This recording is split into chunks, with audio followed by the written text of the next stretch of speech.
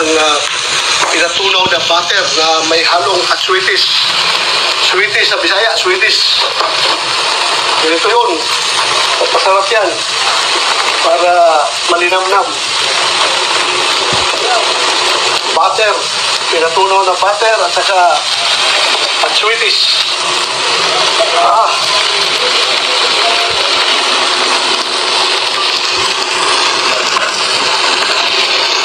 Yun.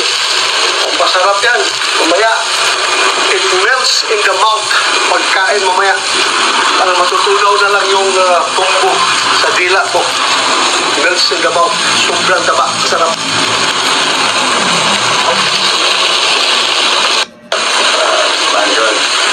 Para mas masarap yung ating sinumbang tuna. Lagyan natin ng pinatunaw na butter na may halong at sweeties. Sweeties sa Bisaya, sweeties. Ganito yun. Masarap yan. Para malinamnam. Butter. Pinatunaw na butter at saka at sweeties.